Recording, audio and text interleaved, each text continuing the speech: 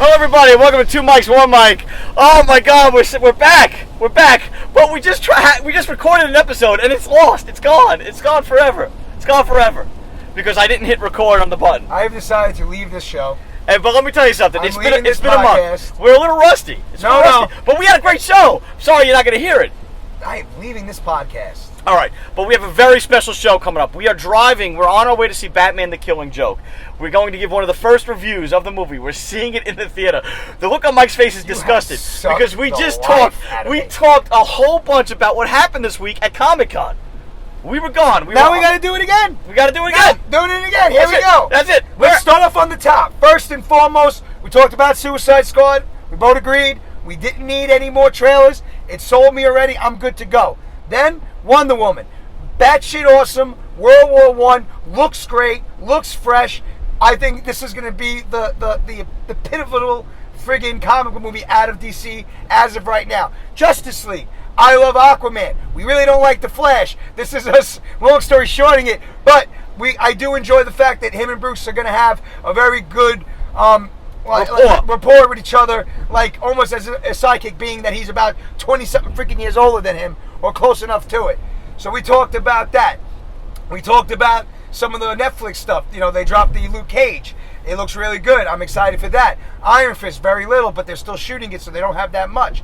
We talked about the Defenders. Mike was saying how there is nothing shot for Defenders, but I made a comment, but when they showed that little promo, there was a little Punisher-esque in it. He's not sure, or he won't say, but they're filming the Punisher Netflix show and Defenders at the same time, so I feel like the Punisher will be there.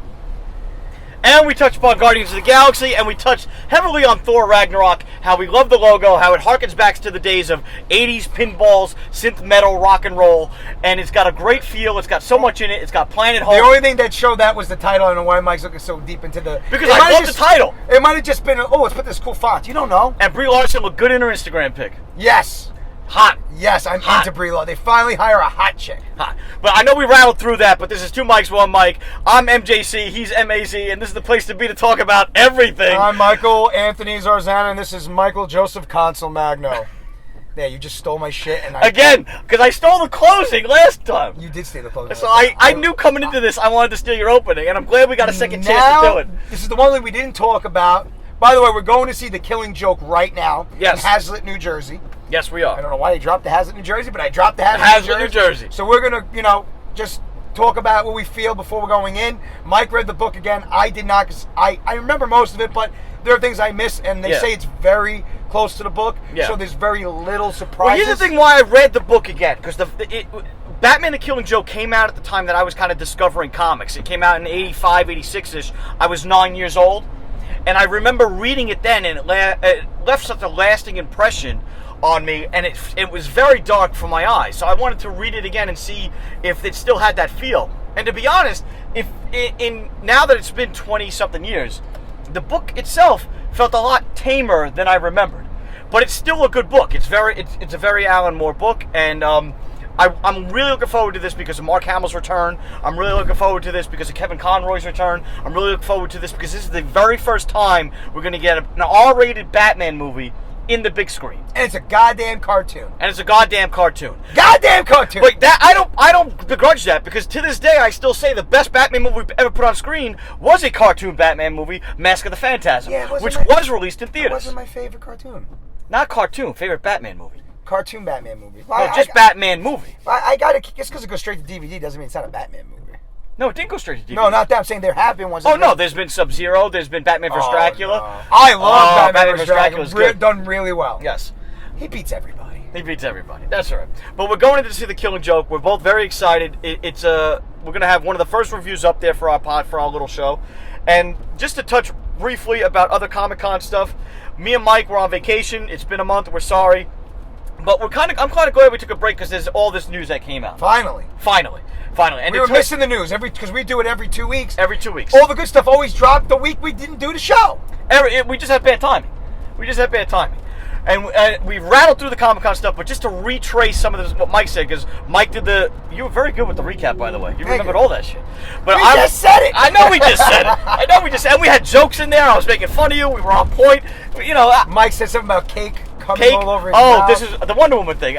No, the cake wasn't coming all over my mouth. I'm so All sorry. right, no. I said I've been waiting for a Wonder Woman movie, and I've been waiting for a World War I movie because I always thought those two things would make fantastic movies. And bringing them together, it's like two wonderful cakes that you just shove into your mouth at the same time, and you feel the juices just flowing all over, just making a mess all over your I try to face. explain to Mike that there is no juices inside a cake.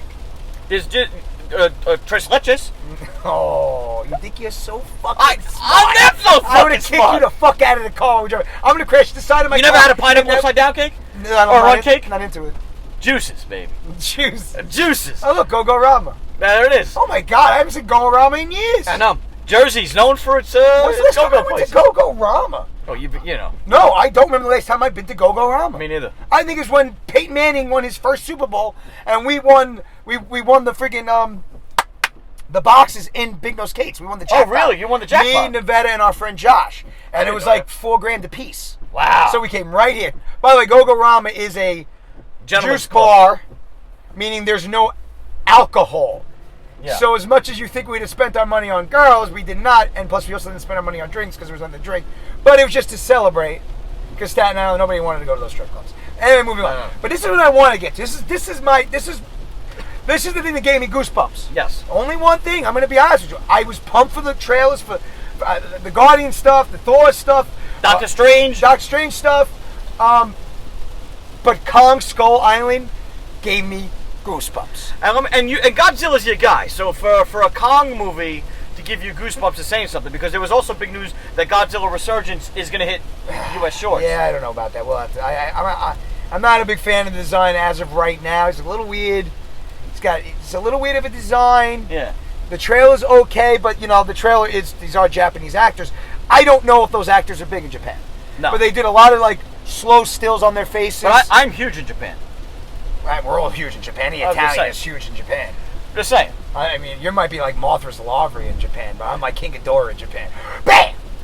Bam, bam! Can you get that? Bam! Anyway. I never faked it. Anyway. I mean, I have plenty of times. I don't care. But, all right, I am interested in Kong Skull Island. I can't believe the cast, the deluge of Jesus talent Christ. that they have in this movie. From Sam Jackson to my buddy John. You have. To, Wait, you're saying names? No, you don't say names. First, you got Loki starring in it. oh, Loki's in it. Then you got Miss Marvel in there. Yes, you do. Then you got freaking Nick Fury. Yeah, you do have. Then Nick you Fury. got Fred Flintstone. Fred. What's up? Not up in here. Fred Flintstone, DC property right now. Well, this is kind of far away. This is kind of far away. I hope we make it in time. Well, this is fast. Oh, It's that's 7:10. Oh, it's 7:10. Oh, well, but you got plenty of time. Movie starts at 7:30. It's 7 minutes away.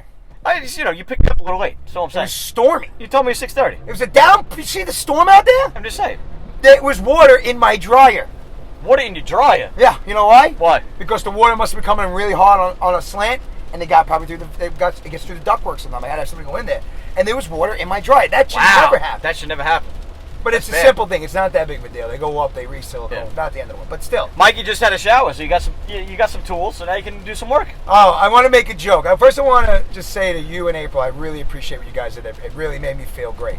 Before I make fun of you. Yes. Before Before you It's make not- fun of me. I want you to know I love the tools and I love the drill bits you got me. I know you don't have a drill. I don't have a drill. Nobody got me the drill, and I go, oh, I gotta make fun of him. She goes, my wife goes, don't make fun of him. I go, oh, not really, man. It's just funny. Yeah. But we got a lot of money, so I'm gonna go buy my drill.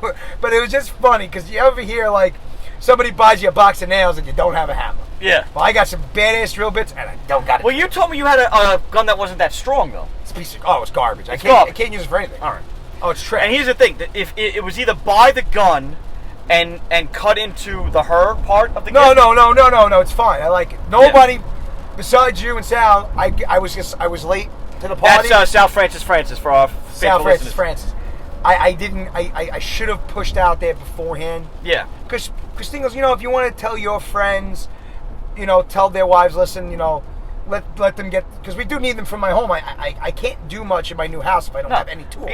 Guys, if you're getting married, there's something called a shower. You go register for gifts, and a lot of guys get forgotten. But there's stuff you need in the house that can be bought at a shower. And Mike did the smart thing, and he registered for tools. I'm not gonna. What am I gonna do? Play with them? I'm not gonna set up little action scenes with them.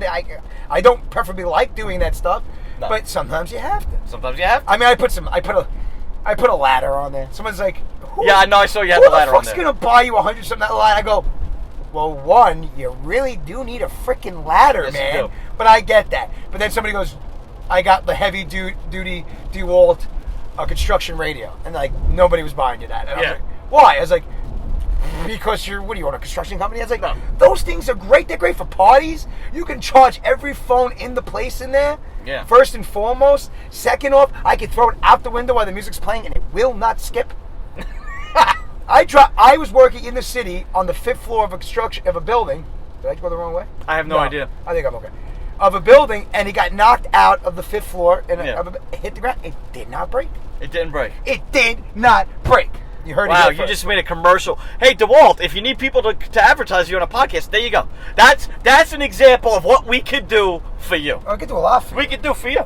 I'm just saying. Anyway, forget it. But anyway, we're almost here. So, Almost here. but the Kong. So, they announced King Kong versus Godzilla. I'm like, this. It's really not possible. I mean, Japan, when they made the movie, or America, Japan made the movie, whatever. Yes. Mostly Japan.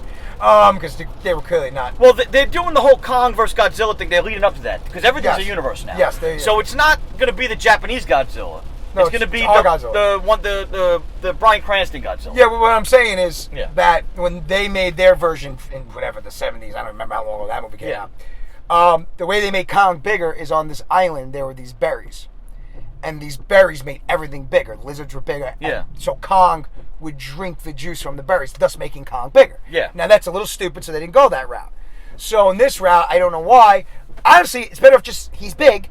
That's enough. Yeah. This Kong is 3 times the size. This Kong is humongous. Okay, and I don't know if you saw real quick, but there was a giant spider. You couldn't tell when they looked up. You thought they were looking at trees. Yeah. The trees were moving. It was a giant spider.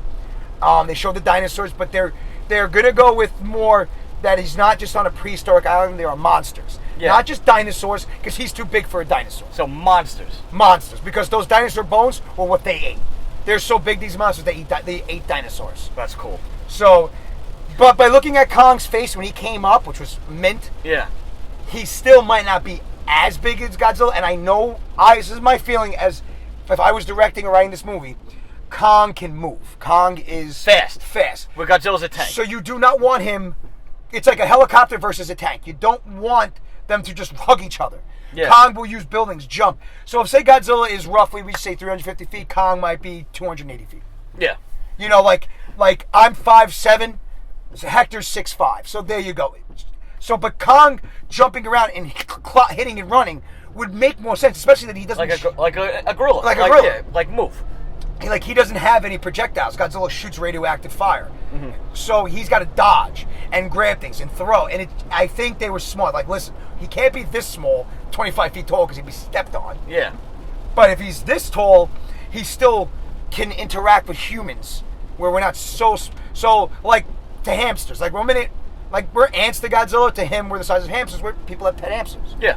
So he can still have a love story, still like people, still want to protect people. Yes. Where Godzilla's just cold-blooded, moves around. I don't know if Kong's a protector in this as of right now, because he threw a fucking giant branch at a helicopter. Yeah. But it just looks mint, man. Well, that just looks like a big wasp coming to get you. He doesn't know what a fucking helicopter is. Yeah, you react. Ooh. Yeah. Helicopter. But it's you're talking about fights, and I know recently the WWE brand has done a split in the draft again. Oh, last night the pay-per-view was good, man. So I missed the pay-per-view. I can't really talk much about it. Battleground was really, but I really did not good like the draft. I'll just wasn't a let that fan know. of the draft. I really wasn't. I think they messed up a couple of things. Yeah, we're going into wrestling now, bitches. Yeah. I feel like they split up the club, and I think the club was finally building a little steam. But Finn Balor is on Raw, and he was the original leader of the club. Yeah. So the Balor Club. So there's that. I see like they put the Ortons and the Cenas on SmackDown because they're older, so they're not going to wrestle as much. They're not going to do as many house shows anymore. They've already said Is that us? Yeah, this is us coming All right. in right in. But at the same time, I can't turn here. That's Jersey for you. Everything's got to be from the U-turn. Oh, It's wow. Jersey is the worst. I really The worst. And you want to move to this place. I'm not going to move anywhere over here though. I know, but still, everything in Jersey, you got to make turns from the right lane. You got to do U-turns. You got to do all that stuff. Right here. Yeah, I guess. And then you got to come around somehow. Right, or is it up there? I don't know. But basically, the pay-per-view was okay. No, pay-per-view. The matches were good, man. What do you think of this Lesnar thing with the friggin' steroids? I don't care. He's a pro wrestler. But he wasn't a pro wrestler. He was trying to. Listen, you don't think that first off, you should blame. I don't think Dana White. There's no way that they gave two shits if he was on whatever he was on. They used it to sell the brand of $4 billion. They lost their top guys, the Diaz McGregor fight too. Yeah. So they needed a big name. They got their big name, and clearly, they didn't give enough time. He failed. He passed 4, failed 2. So whatever substance he was taking wasn't the end all be all. Could have been a GNC thing. But as a pro wrestler, I honestly feel that there's so many things that you're not allowed to take. Like we think of like straight normal steroids. There's so many. But there's over the counter stuff they're not allowed to take. Yeah. So you know what? I don't really. And McMahon's supposed to have some type of wellness program too, though, which is the biggest joke. Yeah. Because look at those guys. Yeah. But right now we've been going for about 16 minutes on this show. Really, the rest of the show is going to be about the review of Batman the Killing Joke. Yes. We'll get into it after we see the movie. We'll get into, but just real quick before we see the movie, any expectations other than just you're going to enjoy Batman? I'm just super pumped that I'm going to see a Batman animated movie in the theater again. Yeah. I'm just pumped. Hasn't happened since like in 1989. I made a comment about the animation. I think the animation's okay. Yeah. Some people liked it because they said it's not too toony and it's not Japanesey, which I do understand that. Yeah. But I feel like, and I understand they didn't want to go Batman the Animated Series because people were like, that's too rated R for that. Yeah. But listen, you're going to have some amazing voice acting, and at the end of the day, just hearing the real Joker, the real voice of the Joker, it's enough for me. Yeah, and that's it. Mainly, I'm excited for the performances. Some of these straight to DVD stuff with DC, the animation they try to like mimic the styles of the comics, and sometimes it leaves it falling flat. Sometimes it works. I thought this was a decent mix. It's not the worst. It's not the worst. It's not the worst. But I was like, the trailer, detail. left me a little lukewarm. But the fact that we're going to see it in a theater, like, erases that makes it that much better. Yes, I'm going to forget about it. I wouldn't be this excited if I didn't have this opportunity. If it was just coming out on Blu-ray, we wouldn't even be having the show. No. We'd just kind of mention it. No. But the fact that we're actually able to go see it, and it's sold out, and they're doing further nights of this stuff. Yeah, it's on Staten Island tomorrow. Yeah. Of course. But you know what? This is an adventure, bitches. An adventure. Bitches. So, we'll say goodbye. It'll be instantaneous for you. We're about to time warp ourselves, and we'll see you in a couple of seconds. Ciao. Peace. Okay, we're back. We're back from the time warp. We just came out of Batman the Killing Joke. It started at 7:30, but not sharply. It's about 9:30. The movie is not 2 hours long. Going to see it in the Fathom events. They did a little nice Mark Hamill introduction about what it means for him to play the Joker, what it means to him to come back for the Arkham Asylum games, and eventually what it meant for him to come back to the Killing Joke. It was actually a really nice beginning to introduce the Killing Joke movie, because it really is one of the most definitive Joker stories told in the comic. Whether it's one of the most definitive Joker stories told in the movie, we're going to have that discussion about right now. Yeah, I actually, sitting there watching that, I've never actually been in a movie theater and watched almost like a little doc about Mark Hamill doing this character. They touched on Luke Skywalker and how he said he wanted to play so many different characters, and Joker was not one of them. No, and I didn't know that. You're going to play the Joker.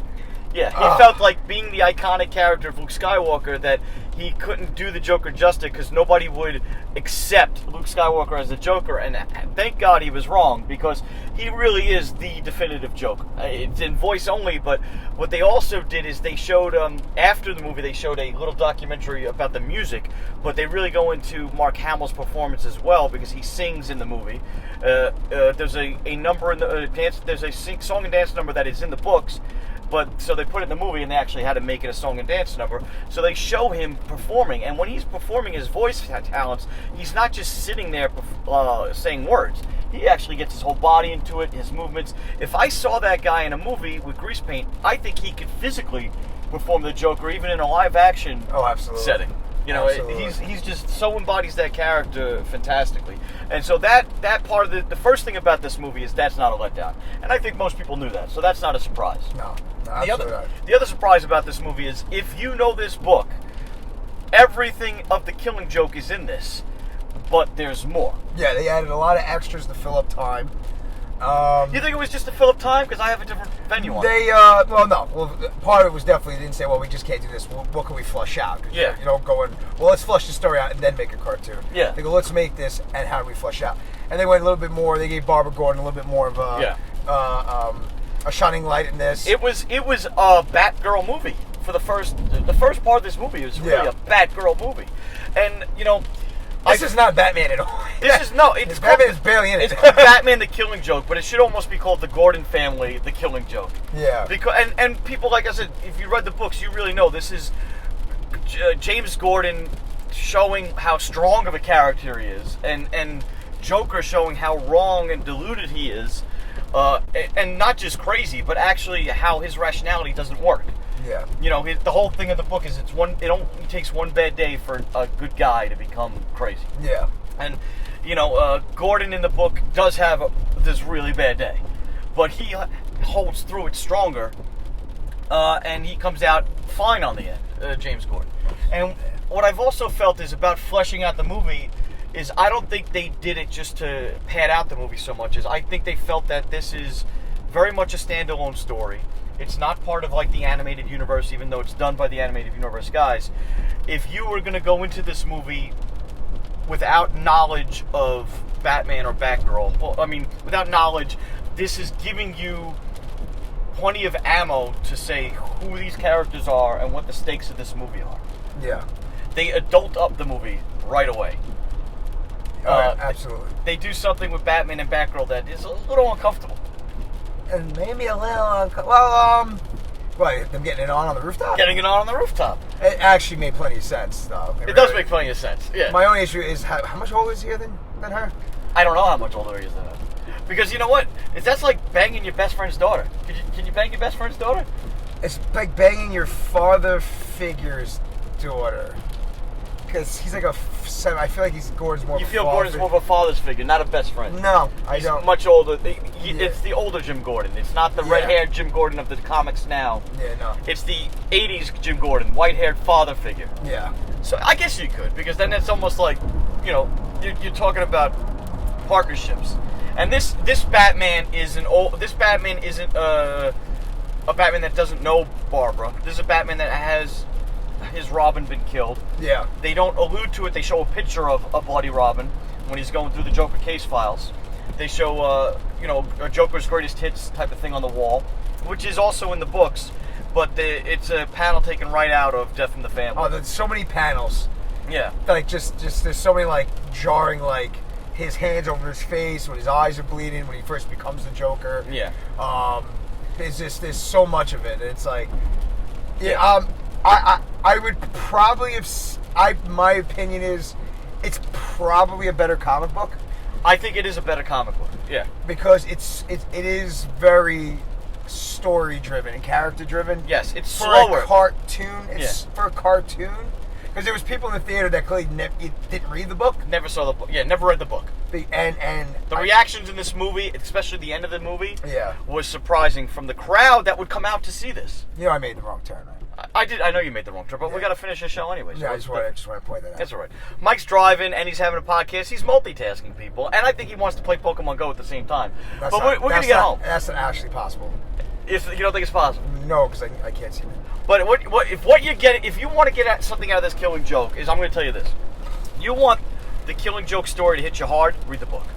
If you want to see a modern day telling of the Killing Joke, and I call it a modern day telling because it really has that sensibility of, well, we can't just have a female victim. We have to flesh out this.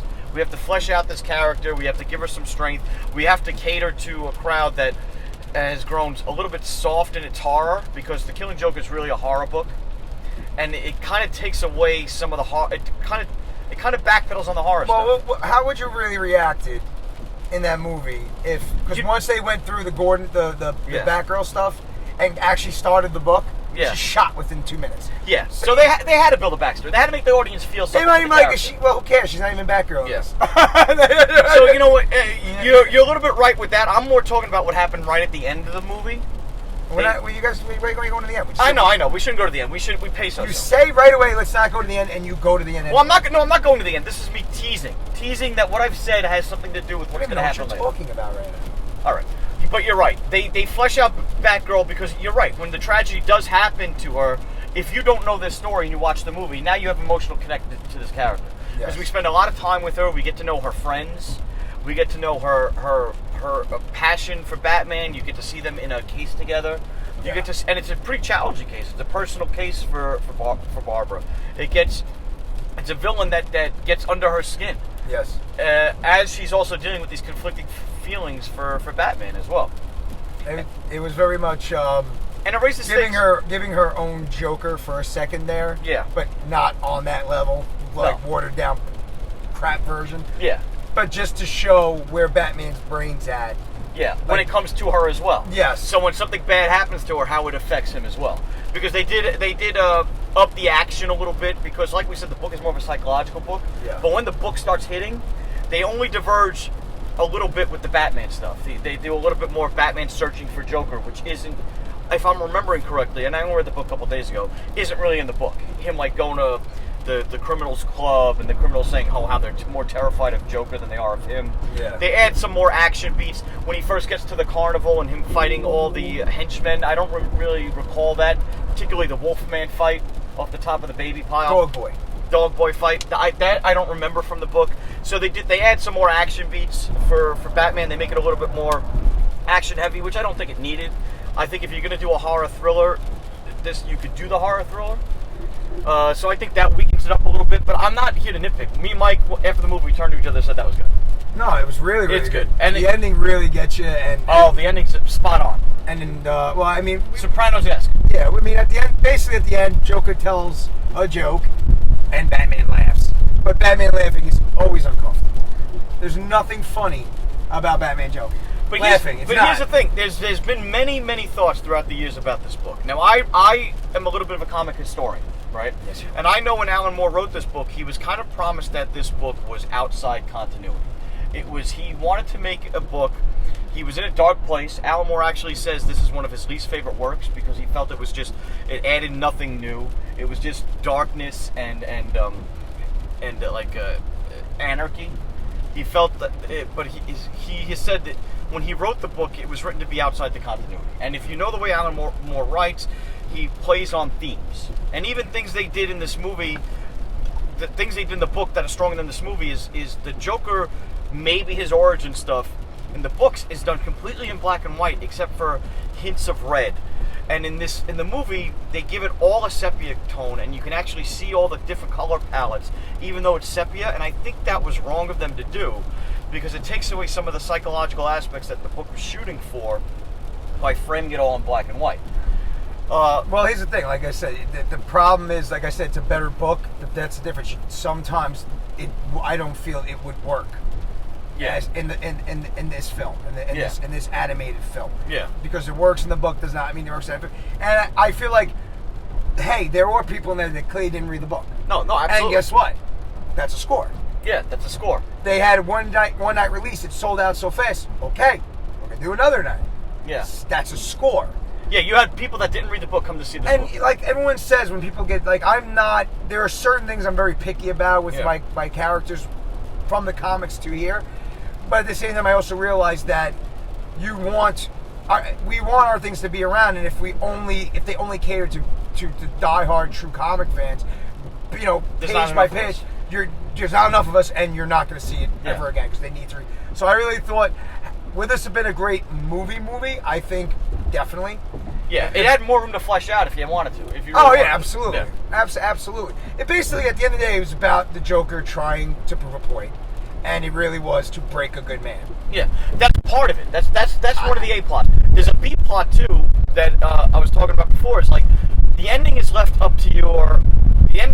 ambiguous for a reason, because knowing the book was supposed to be out of continuity, and knowing when the book starts, the very first words out of Batman's mouth, sitting with who he thinks is the Joker, is about how he thinks this is going to end. And it's Batman admitting to the Joker and to the audience at this point that there's only one way that their relationship is going to end. Either the Joker's going to kill him, or Batman is going to kill the Joker. Now, we all know Batman doesn't kill, but he also realizes he's a human. He also realizes he's talking to his counterpart. Yeah. And he's admitting to the Joker that if it were to happen, that this is how this relationship can end, where I kill you. So, a bunch of horrendous shit happens in the book to people that Batman loves and cares about. And the Joker talking about one bad day happening, he brings it up with Batman again, and it's one of the first times in comics that Batman was referenced as, is Batman crazy? Because the Joker puts it right to him where I've had one bad day. I know why I'm crazy, but you've had one bad day too. I can tell. Yeah. And he's right. You know, when his parents were killed, that was one bad day. So the Batman has that in him, that if the circumstances were to happen again, there's something that could make him snap. And standing in the ring and the Joker's laughing his ass off, Batman starts laughing at the joke, but then we stop hearing the Joker laugh, even in the movie, in the book. Yeah. So, and they cut to raindrops on the floor. Now, knowing it was a treatise on ending a relationship between Batman and the Joker, and Batman bringing it up in the beginning of the book, there's only one way this can end. Does Batman kill the Joker at the end of the book? See, I felt like since they changed very little, but they added some stuff in, I was like, okay, you're going to do something crazy. You're going to hear the snap. I really thought you were going to, like you broke your neck. Like he's leaning on him, he's laughing. And Joe's like, what's so bangs? Yeah. And there's a snap. Because my only issue, if he doesn't kill him right there. Yeah. See, Batman got to a breaking point with him where he stopped trying to hurt him and tried to talk to him as if, look. And it's almost like the Joker. I need to help you. It's almost like the Joker, like, there's.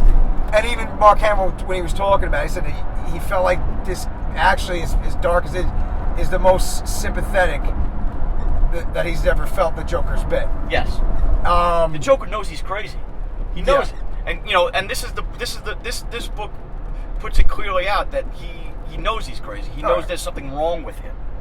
He doesn't, he might not necessarily like that something's wrong with him because he's searching for the thing that it's not my fault.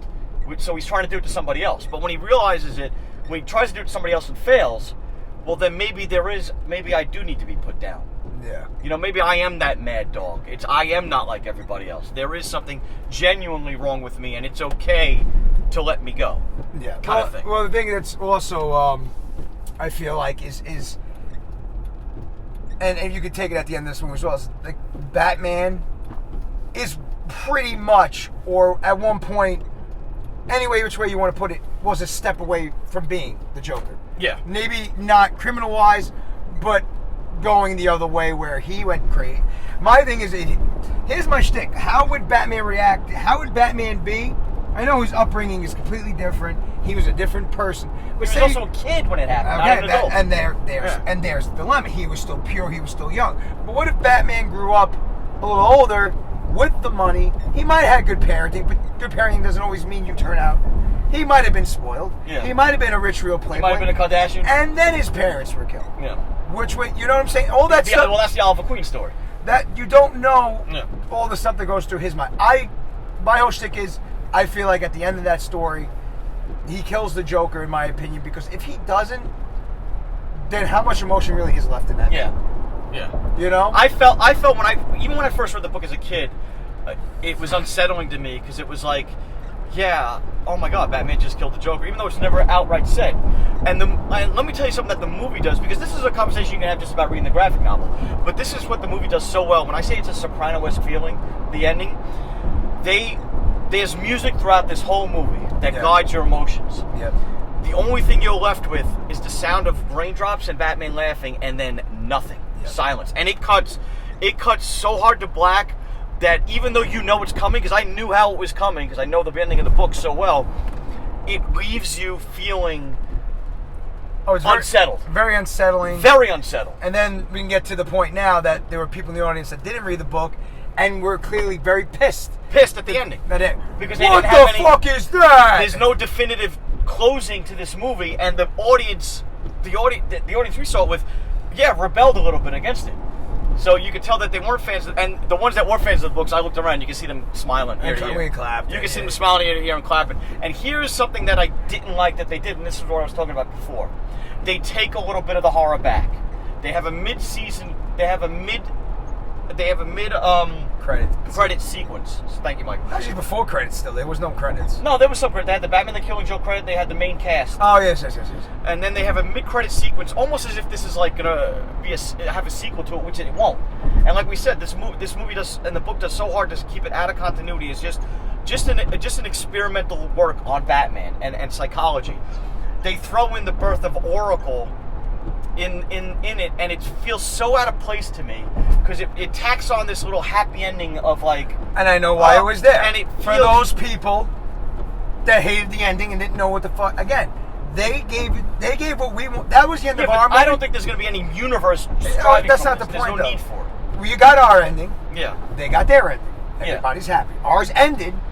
Our I credits also hit. feel it's a bit of this generation being a little softer, and people I on the feel like movie end going, sometimes you can't have the woman be completely down. You need to have I feel like sometimes catharsis. Sometimes it's okay to give it to everybody. Yeah, but it's that's the thing. You want it one way, they want the other. Yeah. They gave it to both. I'm watching this with people, I'm shutting the movie off as soon as I see Batman the Killing Joke. I don't want them to feel that cathartic. I want them to have that sickness, that feeling of not finished. Somebody didn't get a sickness. Some people were just like, wait, that's it? And that's the ending. That's what you don't want. You should, but I don't know. I think it was very well done. But now to some things that I don't think were so. Some of the animation, and we knew this. But some of the sequences, some was weak. Some of it was nice. Like the beginning, you could tell they worked hard on that beginning because it felt like a big budget movie with the Batmobile screening into the streets and the Batgirl on the cycle behind her. There was some really smooth, fluid animation, and then some of the stuff just felt like some of the guys' eyes weren't moving correctly. Yeah, worse than the animated series. Yeah, and there was some bad animated series episodes. It was very uneven. Yeah, I think very uneven with this the was animation. A big time shtick. I would say, they did the I keep forgetting. They did a good job, but I could also say that they messed up a little bit. Yeah, me too. But probably by treating it just like as another product. Because it's supposed to be a straight-to-DVD movie, and we are seeing it on the big screen. And when you see something on that big of a screen, you're going to see every detail that's left out. Yeah, but this is not like filming a person. You're drawing this. But then there's some things like Joker looking at the lights that are just breathtakingly amazing. Yeah. And then there's things like... Then there's just they should have gave more detail to Jim Gordon's face so you could see the age. You could see, it's at points of it did remind me of the animated series. I felt like they didn't know which way they wanted to go. Yeah, like they didn't know which way they wanted to go. The Batman model was always on point. Yes, the change in the Batman model was always on point, and Batgirl looked adult, which was important. She didn't look like pretty hot for a cartoon chick. Just saying. Tara Strong does another great performance. She was a Batgirl from the cartoon show. Mark Hamill we mentioned, but we're also not giving credit. Kevin Conroy is Kevin Conroy, and honestly, Batman's not given a lot to do. But what he is given is a lot different than what we've seen him. He's had Arthur. We've had to see him emote a little differently. He talks straight to the Joker. He's not always. He seems tired. He seems tired, exactly. He only takes his cowl off for a very, very small period of time in the movie. He's mostly Batman, but you could see Bruce through Batman in his voice performance. It was really good. I really enjoyed it. I really did. So, I definitely recommend checking it out. Definitely recommend giving it a buy. If you can see it in the theater, God bless. I think it was just awesome to see another Batman movie in the theater. I'm hoping this leans way to more of that. Yeah, me too. I hope it does extremely well. Because if just diehard fans or really geeky comic fans see it, I think for something, a limited release, it's worth it for them. And here's the other thing. I think, DC's been doing a lot of adaptations now. They did a Flashpoint adaptation. They did Dark Knight Returns adaptations. They did the Final Frontier adaptations. I believe this is as strong as the Final Frontier adaptation, which was pretty faithful to the book. But I think it's the best Batman adaptation. They only really did the Dark Knight Returns, and that wasn't. They didn't do it. I think they missed the boat on that. I think this is stronger than their two-part Dark Knight Returns adaptations. It's definitely an R. It's not a hard R. No, it's not. That's not. But it is. It's not even an R. No, it's not. I'm like looking for the R. Yeah. That's PG-13. There's no nudity. They don't drop an F-bomb. It's not rated R. And I remember they've edited the book since it's been released. I have the original copies of the book. There's Batgirl nipple in when he's going through. That's the thing when they were talking about it. When they were talking about doing it, They Not in the. Not in they the show book. clips. They said there's no nipple. And they took away even they even took away the butt shot. There's no girl butt shot. They showed side boob. Side boob. Yeah. Actually, there was a butt, but it was hard because Yeah. it was boxed. It was clippy. And here's the other thing that the book does well that the movie doesn't, because he's on a train car, Gordon, seeing all these images. It moves by relatively quickly. You don't really get the horror that you do when it's just stuck on you in the hidden page. Yeah, well, absolutely. On the printed page, you're stuck with those images, you know. But overall, these are nitpicks. Creepily hot. Creepily hot. Yes. Oh, Jesus, I'm sick, guys. You're so terrible. Well, Mike's about to drop me off at home. We just want to say that we will be back 2 weeks from now, hopefully. We'll try to get a couple of shows, get back on a regular schedule. This was our episode 12. We've actually been doing this now for 6 months. That's it? 6 months, been half a That's year. more than that. We appreciate everybody listening to the podcast. If you're new to the podcast, because we have a new review out on The Killing Joke, one of the first ones, check out our other shows. You can find us at 2mics1mic.com. You can find us on Twitter at 2mics1mic. We have a Facebook fan page, but you don't really have to check out the Facebook fan page. No. But you can check out the Facebook fan page. I mean, you can. Nobody does. Nobody can, but you know, it's Nobody like does. It's fine. Nobody cares. It's 2 mics, 1 mic. And we appreciate your time. And I think that's about it. Oh, I have a special one for tonight, and it's not Sayonara Sucker. I don't even know what that means. You know what it means, so pretend you don't know. What are you talking about? Our goodbye today from 2 Mics 1 Mic podcast will be laughter.